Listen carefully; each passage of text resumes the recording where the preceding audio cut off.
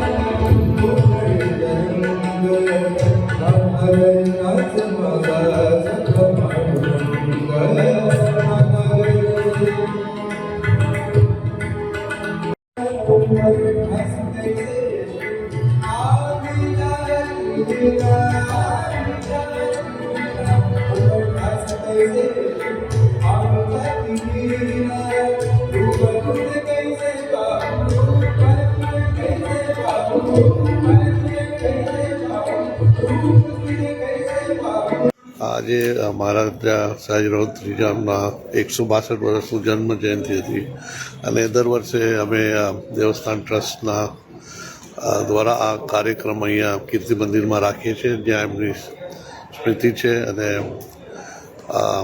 સવારે એમનું દર્શન લઈએ છીએ, એના પછી ભજનો થાય છે અને ઘણા બધા લોકો જે મહારાજા સયાજીરાવને અર્પણ આપવા માટે અહીંયા આવે છે અને આજે એક એમનો દિવસ છે। આ શહેર માટે મહત્ત્વનો દિવસ છે અને બધી જ જગ્યા શહેરમાં આજે સયાજીરાવ મહારાજના જન્મદિવસ ઉપર બધા જ એમને એક શ્રદ્ધાંજલિ આપે છે। કલા, સંસ્કૃતિ અને સંસ્કારી નગરીનું ઉપનામ વડોદરા શહેરને મળ્યું હોય અને એનું શ્રેય કોઈને જતું હોય તો એ આપણા સૌના પ્રત્યેક વડોદરાવાસીના માન, સન્માન અને ગૌરવનું સરનામું એવા આપણા આદરણીય રાજવી શ્રી સર સયાજીરાવ ગાયકવાડજીને જાય છે।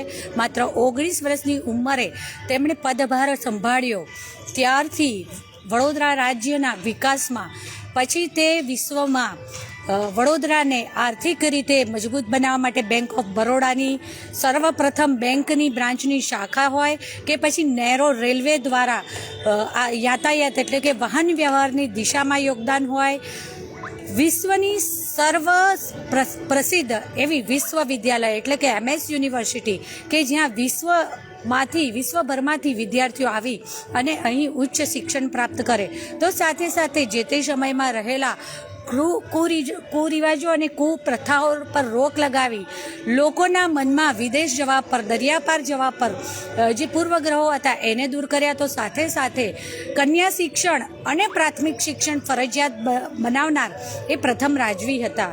વડોદરા મહાનગરપાલિકા દ્વારા પ્રતિવર્ષ કાલાઘોડા ખાતે આવેલી તેમની પ્રતિમાને પુષ્પાંજલિ અર્પણ કરવાના કાર્યક્રમનું આયોજન કરવામાં આવતું હોય છે। તો સાથે સાથે વડોદરાના રાજવી પરિવાર દ્વારા આ રાજવી પરિવારના પોતાના પૂર્વજોની યાદમાં વડોદરા શહેરમાં બનાવેલ કીર્તિ મંદિર કે જે કીર્તિ મંદિર અંગ્રેજીના ઈ અક્ષરના આકારમાં બનેલું છે અને ઝરોખાબંધ બનાવેલ આ ભવ્ય ઇમારતની ઉપર વચ્ચે મંદિર જેમ ગોળાકાર ગુમ્મટની સાથે બનાવડાવ્યું છે, જેની ઉપર સૂર્ય, ચંદ્ર અને પૃથ્વી અને આઝાદી પહેલાંના અખંડ ભારતનો નકશો પણ ઉપર દૃશ્યમાન થાય છે। ત્યારે આ પરિવાર દ્વારા અહીં પોતાના પૂર્વજોની યાદમાં બનાવેલા આ કીર્તિ મંદિર ખાતે આજ રોજ તેમની પ્રતિમાને પુષ્પાંજલિ અર્પણ કરવાના કાર્યક્રમનું આયોજન હતું, તેમાં પણ ભાગ લીધો।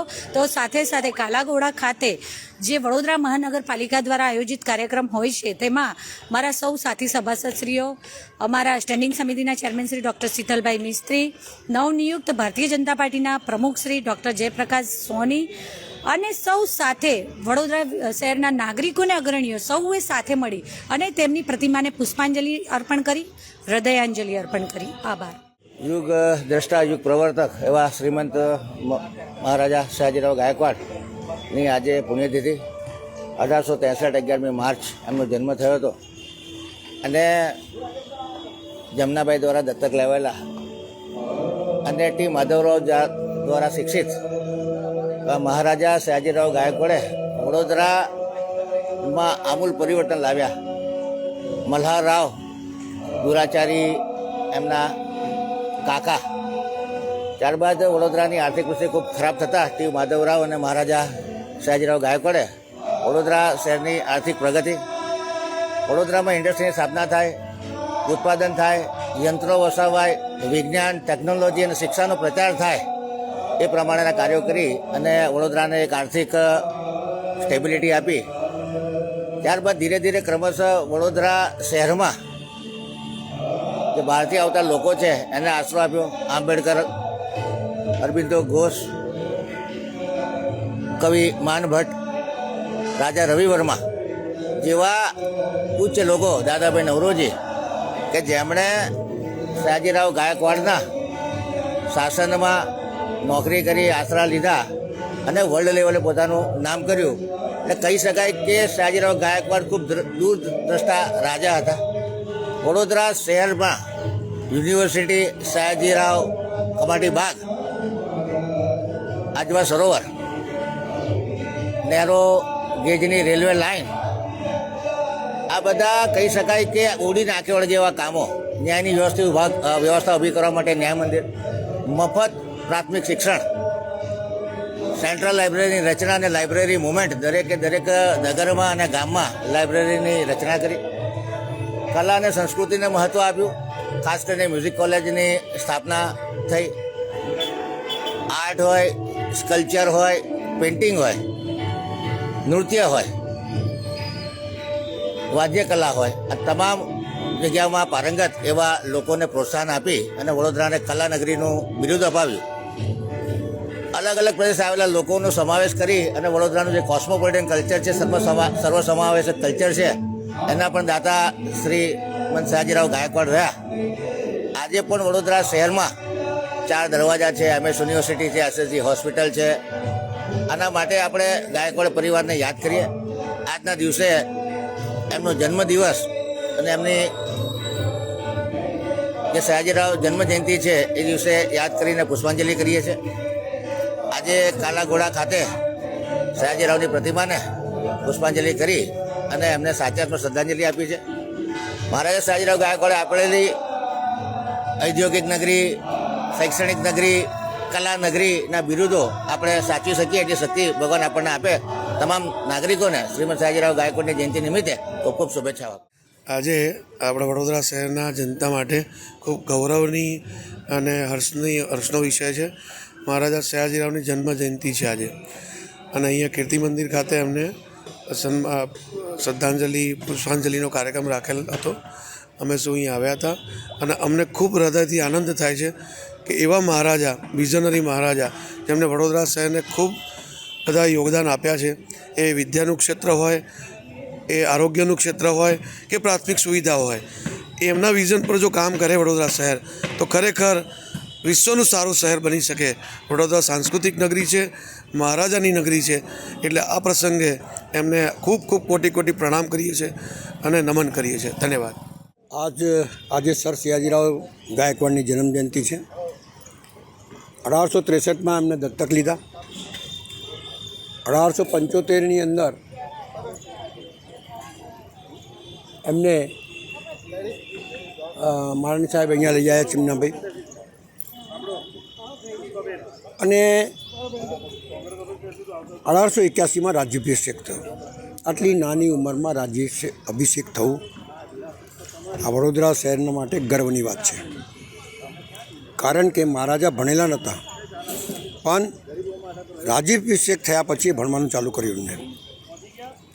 અને જુદા જુદા રાજ્યોની અંદર એમની થોટ, એમની વિચારધારા, લંડન જાય તો ત્યાં શું ડેવલપમેન્ટ થયું છે, અહીંયા શું ડેવલપમેન્ટ થયું, એ આખી વિચારધારા સમજી અને આ વડોદરા શહેરનો વિકાસ કર્યો. સૌથી પહેલાં એમને લાગ્યું કે વડોદરા શહેરના નગરજનોને પાણીની વ્યવસ્થા જોઈએ. સાહેબ, એ જમાનામાં જ્યારે ટેકનોલોજી એટલી બધી નહોતી ત્યારે ગ્રેવિટીથી પાણી લાવવું જે અશક્ય હતું અને 150 વર્ષ સુધી લાઈન ચાલે એ બી આજે અશક્ય છે. એના પછી અંડરગ્રાઉન્ડ ડ્રેનેજ લાઈન લાવ્યા, રોડો કર્યા, પ્રાથમિક શિક્ષણ ફ્રી કર્યું, કોઈ જાતિમાં ભેદભાવ ના થાય એટલા એ ભેદભાવ જાતિનો ભેદભાવ મટાડવાની કોશિશ કરી. દરેક જાતની કોલેજો લાવ્યા જેથી લોકો ભણી શકે, ચાહે કોમર્સ હોય, આર્ટ્સ હોય, સાયન્સ હોય, ટેકનોલોજી હોય, પોલિટેકનિક હોય, સંગીત હોય, બધી જ કોલેજો લાવ્યા. બાબા આંબેડકર જેવા મહાન વ્યક્તિત્વને પરદેશ ભણવા મોકલવું, આ દેશની અંદર જે વખતે ક્રાંતિવીરો લડતા હતા એમને મદદ કરવી, ફૈયજ ખાન જેવા લોકોને અહીંયા લાવવું, એમની વિચારધારા બહુ મોટી હતી. આ રાજમહેલ બી એક હેરિટેજ બિલ્ડિંગ છે જ્યાં આપણે ઊભા છીએ જ્યારે આજે જેમની જન્મજયંતિ મનાવીએ છીએ. એ કીર્તિસ્તંભ મંદિર જ્યાં એમના પૂર્વજોને અંતિમ વિધિ કરી છે. તમે એક વસ્તુ હેરિટેજ જો, ન્યાય મંદિર જો, ગમે તે જો. લોકો જ્યારે તે વખતે ચાલતા પદયાત્રા કરતા હતા તે વખતે વડ રોપ્યા અને વડોદરા શહેરનું નામ કર્યું વડોદરા.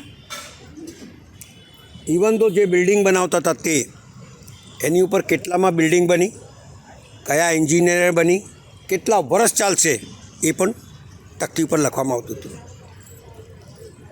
આજના શાસનમાં અને એમના શાસનમાં કેટલો ફરક છે. 170 તલાવો આપ્યા જેથી વડોદરા શહેરમાં ઠંડક રહે. આ લોકોએ 100 ગાયબ કરી 70 તલાવ રહી ગયા છે. વડની જગ્યાએ કોનો કાર્પેટ લગાવ્યા જે કાર્બન ડાયોક્સાઇડ છોડે છે. પ્રાઇમરી શિક્ષણ જે 5-7 કરોડમાં ચાલતી હતી આજે 180 કરોડમાં ચાલે છે. પૈસા વધી ગયા, શિક્ષકો ઘટી ગયા. ત્યાં તે વખતે લાખ છોકરાઓ ભણતા હતા, આજે 30,000 ભણે છે. એક વસ્તુ બાકી નથી રાખી, એક વસ્તુ 3 વખત પૂર આવવું, 12 માણસો મરી જવું, 11 વર્ષમાં માધવનગર પડી જવું, કોઈ વસ્તુ બાકી નથી. ભ્રષ્ટાચાર સિવાય કશું નથી. 3 વર્ષનો કોન્ટ્રાક્ટ હોય તો 12 વર્ષમાં પૂરું થાય, જેમ સંજયનગર લોકો રખડી રહ્યા છે. એની બાજુમાં બીજો બને છે એ બી રખડી રહ્યા છે. સવાલ એ છે કે તમે વડોદરાને સુંદર સારું બનાવવા આપ્યો છે કે લોકોને સુવિધા મળે. પાણી તો લોકોને ગંદુ પાણી મળે છે. જે પાણી 3 માળ પર ચડતું હતું એ નીચે બી નથી મળતું. ડ્રેનેજો ઉભરાય છે. તો તમે વડોદરાને આપ્યું શું ભાઈ? શું આપ્યું વડોદરાને? આ સર સયાજીરાવ ગાયકવાડની નગરીને તમે બરબાદ કરી નાખી, ભ્રષ્ટાચારથી ખદબદતી નગરી કરી નાખી. મારું માનવું છે કે એની થોટ, એની વિચારધારા જે તમને આપીને ગયા છે, આજવા સરોવર 1 રૂપિયા ટોકનથી તમને આપીને ગયા છે, આજે એને ખોદી રહ્યા છો તમે. અને એ આજવા સરોવરના કિનારા ઉપર અતાપી જેવા લોકોને કમાવા માટે આપી દીધું. મારો કહેવાનો ભાવાર્થ એટલો જ છે કે વડોદરા અને વડોદરાના સર સયાજીરાવ ગાયકવાડને સમજો, એમની થોટ, એમની વિચારધારાને સમજો અને સાચા દિલથી, સાચા હૃદયથી, મજબૂતાઈથી કામ કરો તો વડોદરા શહેર વડોદરા બનશે. નહીં તો તમે તો વડોદરાને ખડોદરા બનાવી દીધું છે, એ દેખાઈ આવે છે. એટલે આજના દિવસે એટલું જ સમજવાનું કે સર સયાજીરાવ ગાયકવાડને યાદ કરતાં, એમને નમન કરતાં, જેટલા લોકો છે એની વિચારધારાને સમજીને આ વડોદરા શહેરને એક નવી નગરી બનાવીએ. વડોદરા સર સયાજીરાવ ગાયકવાડની નગરી બને. એરપોર્ટનું નામ સર સયાજીરાવ ગાયકવાડ, જેને સૌથી પહેલાં રેલવે લાઇન લાવ્યા, એરપોર્ટ લાવ્યા. તમને આ નગરીને શું નથી આપી એમને એમના પરિવારે? અને તમે બધું યુનિવર્સિટી બી લઈ લીધી. આવા સત્તા પર બેસનારા, જ્યાં લોકો, મારા જેવા લોકો 42 રૂપિયામાં ભણ્યા, આજે કરોડો રૂપિયા ખર્ચો કરવો પડે છે. એટલે સર સયાજીરાવ ગાયકવાડને નમન બી થાય અને એમની થોટ અને વિચારધારાને સમજે. નહીં તો આ શહેરમાં આંદોલન થશે.